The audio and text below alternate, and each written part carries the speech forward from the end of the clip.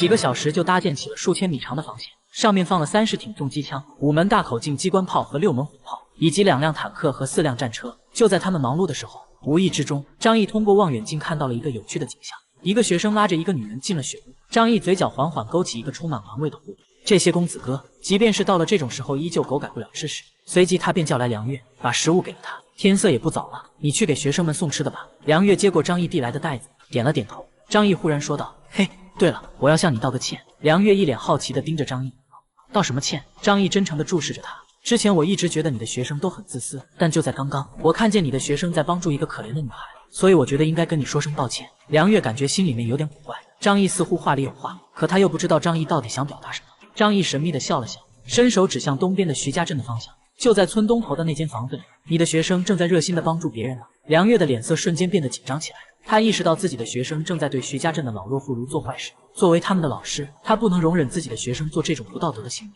毫不犹豫，他甩了一下长长的马尾，迅速向江对岸跑去。此时那间雪屋里面，吴成宇从怀里掏出半份盒饭丢在桌子上，然后对面前皮肤惨白、神情憔悴的女人说道：“快点，我没有时间在这里耽误。”女人吞了口唾液，不舍得将目光从盒饭上移开，慢慢的爬到吴成宇身边。当梁月赶到时，吴成宇正在屋子里进行着下流的行为。梁月听到那让人脸红心跳的声音，一脸的错愕。她甚至不愿意相信屋子里是她的学生。徐家镇的女人们失去了依靠，生存本身就成了巨大的难题。因此，屋里的女人不可能是因为爱情而与吴成宇发生关系，她只能是被胁迫或者用身体交换某种东西。无论出于何种原因，吴成宇的行为都让梁月气得浑身颤抖。梁月无法容忍他辛辛苦苦保护的学生去欺负另外一个女性，气愤之下，一脚踹开了挡住门口的木板。屋子里的2个人被吓了一跳，正在床上进行不可描述的行为的吴成宇猛地回头看向梁月：“梁老师，你怎么会过来？”他惊讶地问道。梁月看着吴成宇身旁那个毫无表情的女人，同时注意到桌子上的半份盒饭，顿时明白了一切。愤怒和震惊使他的大脑一片空白，他不知道此时应该思考什么。他拼尽一切在末世中保护的学生，竟然拿着他送来的食物去做这种事情。吴成宇也愣在当场，他不知道梁月为什么会突然出现。他咬了咬牙，想着既然已经这样子了，不如直接摊牌好了。梁老师，我是个年轻的男人，也有自己的需求，希望你能理解。再说了，我并没有强迫他，是他自己愿意的，对吧？你说句话。他拍了拍那女人的脸，那个女人呆呆地看着梁月，然后麻木地点了点头。即便被发现做这种事情，他的眼神中却没有一丝羞愧。他现在唯一希望的就是能活下去。什么礼义廉耻、道德之类的早就被抛诸脑后。梁月脸上没有任何表情，他受到了过度的震惊和愤怒，几乎陷入了一种麻木的状态。他冷冷地盯着吴成宇问道：“你们不是说食物不够吃吗？为什么拿它来做这种事情？”吴成宇的脸色微微变了变，这些食物的来源绝对不能让梁月知道。梁月离开后，这里的秩序就变得简单粗暴，强者说了算。吴成宇依靠自己的体格和几个能打的学生，强势地控制了整个群体，所以他不光能够吃饱，还能有多余的食物让徐家镇的女人给他服。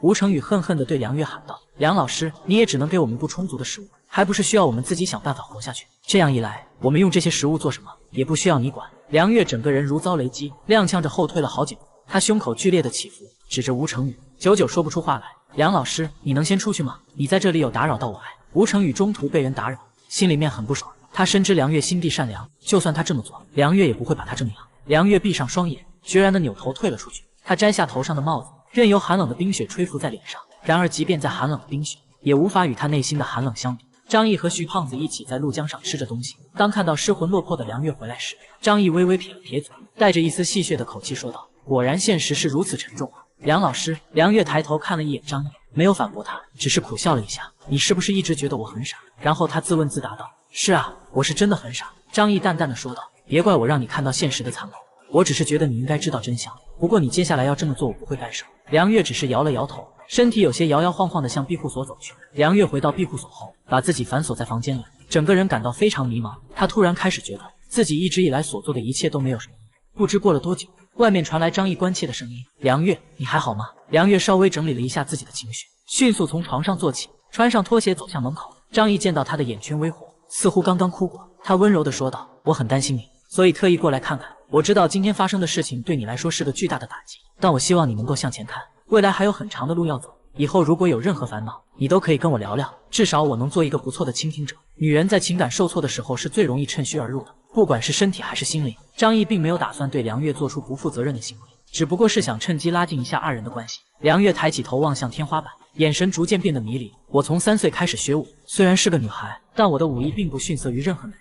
像我们这样的武者，通常有2种未来出路，要么去娱乐圈当明星，要么开馆授徒。但我不想当娱乐圈的花瓶，也没有相关资源，而且女性的身份也成了我在开馆授徒方面的阻碍。所以后来我选择了一个少数舞者才会走的道路，那就是去做保镖。梁月缓缓聊起了他的人生历程。一段回忆结束后，梁月的眼神变得更加的茫然，他沉默了良久，才缓缓说道：随着末日的来临，我们都失去了一切，亲人、朋友、地位、声誉、财富，几乎一无所有。我仅剩下的只有对学生们的保护责任，是这个小小的使命感支撑着我继续前行。我知道，按照你的想法，你一定觉得我很傻，我也曾思考过，是否应该更自私一些。可是，如果我连自己最后的信仰也丢掉的话，我不知道自己在这个世界上还有何存在的意义。梁月说着，眼角滑落下2行清泪。听完梁月的讲述，张毅忽然之间有些理解他了。自末世以来，他遇到过很多人无法面对残酷的现实，选择了自我毁灭。或许在他们眼中，这个世界已经堕入地狱，活着仅剩下痛苦了吧。第二天，张毅带着陆柯然出去寻找修复庇护所的建筑材料。张毅拿出一套从西山基地缴获的作战服，给陆柯然穿上。这玩意的防弹效果和防寒效果都不错。陆柯然穿上这套白色的作战服，还用力擦了擦胸口上的金色利剑标志，冲张毅笑着露出8颗洁白的牙齿。忽然，他脸色一肃，朝张毅行了个军礼。下等兵陆柯然已做好战斗准备，请领导指示。看到他俏皮可爱的模样，张毅情不自禁地伸手敲了敲他的额头。调皮鬼，好了好了，我们出发吧，咱们早去早回，不要耽搁。张毅想了想，又拿出一把手枪递给陆柯然。陆柯然眼睛一亮，迅速接过手枪，然后插进身侧的枪袋里。两人坐上雪地车，朝着鹭江区有名的宏远集团厂房驶去。宏远集团是天海市最著名的建材公司。张毅选择去这家建材公司有2个原因：首先，它离西山基地比较近；其次，也是最关键的一点，它是战龙安保公司指定的供应商。所以张毅认为，庇护所所需的建筑材料那里一定拥有。陆柯然望着窗外那一片死寂的白色大地，忍不住轻叹一口气。庇护所就像天堂，而外面则是地狱。要是没有人来打扰我们就更好了。他嘟囔了一句。张毅眨了眨眼睛，不禁对那4个大势力心生一丝担忧，希望在我们完成庇护所的所有防御工程之前，不会与他们发生任何冲突吧。他已经杀了朝雨基地的人，这件事情大概率是瞒不住的，毕竟当时拜雪娇的人也在现场。只希望冲突发生的时间能够晚一些，只要给我足够的准备时间，哪怕是2个朝雨基地同时进攻，我也不会害怕。不过俗话说得好，害怕什么就会来什么。当他开着车来到宏远集团厂房时，远远就看到雪地上有几个黑影在晃动。张毅立刻拿出望远镜朝那个方向看了过去，结果这一看让他发现了3个造型古怪的玩意，用越野车改装成的3辆战车停在雪地上，除了车身上加装了钢板和机枪以外，下面还加装了履带和滑雪板。张毅表示疑惑，这玩意看起来四不像的，也能跑吗？陆柯然瞄了一眼后，也忍不住吐槽起来，这改的是什么鬼啊，看起来乱七八糟的。张毅靠在座椅上叹了口气，看来我还是低估了他们的效率。这帮家伙已经从边界开始入侵了，其他势力已经发现了西山基地的覆灭，趁机来瓜分这块大肥肉。在鹭江区范围内，最有价值的就是一些机械设备厂和材料工厂。张毅陷入了犹豫之中，他现在不想与任何势力发生冲突，但又迫切需要修补庇护所的材料。陆柯然兴致勃勃地说道：大哥，这些人改造的车简直是垃圾，性价比太低了。虽然他们勉强能在雪地上开，但最高速度绝对不会超过20公里每小时，而且改得太粗糙了，耗油量比雪地车高了好几倍。他们真是有钱任性啊，一下子就出动了3个油老虎。张毅忽然想到了什么，当初西山基地都舍不得用雪地车，因为非常难以获取汽油。在4大势力中，唯有阳盛基地掌握了天海市宝丰炼油厂。阳盛基地距离这里快跨越整个天海市了，有200多公里的距离。没想到他们竟然都过来了，真够心急的。张毅确定了这些人的身份后，就在心里计划好了接下来的行动。来都来了，那就不可能空手而回。柯然，马上可能会发生冲突，你做好心理准备。说着就将雪地车朝前方开了过去。当他们靠近时，5、6个人依托着车子，把枪口对准他们。站住！你们是哪个势力的人？去别的地方吧，这个地方已经被我们阳盛基地拿下了。一个留着长胡子的男人大声喊道。张毅保持着高度警惕，已经启动了4倍速度的能力，只要对方有扣动扳机的举动，他会立刻将这些人全部击毙。你坐在车里不要动。张毅看到他们手中的武器都是普通枪械，对装有防弹玻璃的车子来说构不成威胁，所以他才放心地走下车。身后跟着一只黑色的狸花猫，优雅地跟随着张毅的脚步走去。张毅举起双手说道：不要误会，我没有恶意，这座工厂你们先来占领我没有意见，只是我需要一些材料，希望你们能行个方便。他们看到张毅穿的是西山基地的作战服，心里也放松了许多，原来是西山基地的残党，还好不是其他几家，不然我们也有点棘手。不过他的车子看起来很不错。一位谨慎的人低声说道：不要轻举妄动，在这个时候能开这辆车的人肯定不是一般角色，并且在面对我们这么多人的时候竟然毫不畏惧，这个人绝对不好对付。通知队长马上过来。当即有人通过通讯设备联系到了厂房内的队长，同时有人高声对张毅喊道：等我们的队长到了再和你谈吧。张毅微笑着退了2步。那好，我可以等。过了一会儿，几个人从厂房里面钻了出来，为首的是一个留着络腮胡的黑脸汉子，目光锐利的如同鹰隼，盯着张毅，冷冷地问道：“你是西山基地的什么人？”张毅嘴角微微勾起，自信地说道：“我是西山基地特战队队长张北海。”张毅没有摘下面罩，对方无法看清他的面容，果然是西山基地的队长，难怪敢一个人前来。你是来驱逐我们的吗？别怪我没警告你，西山基地的大本营已经被摧毁，你们这些残余的力量不足以与我们阳盛基地抗衡，所以别有危险的念头。高原已经相信了张毅所说的话，毕竟那种作战服是当初官方统一制造的，只有4大基地才拥有，外人要想仿造，难度极高，在末世中很难想象有谁有这种条件。张毅看到对方相信了他编造的谎言，便淡定地说道：“不过是一个材料厂房而已，如果阳盛基地的朋友喜欢，你们能搬走多少就搬多少。不过我们现在也急需要一部分材料，希望你们能行个方便。”高原听完张毅的话后，脸上的表情变化不定。他们奉命来到陆江区，占领一些重要的物资地点，但没想到会遇到西山基地的残余势力。不过张毅说的对，这么大的厂房，想要独占太困难了，他们也并不需要那么多建材。经过一番思考后说道：“可以，但是我只给你半个小时的时间。”张毅笑了起来，如果能够说得通最好，他也不希望与对方发生冲突，毕竟他并不喜欢屠杀。张毅向后面的车子招了招手，示意陆可然下来，跟他一起过去。寻找材料需要陆可然来辨认，而且张毅必须把他带在身边才能确保安全。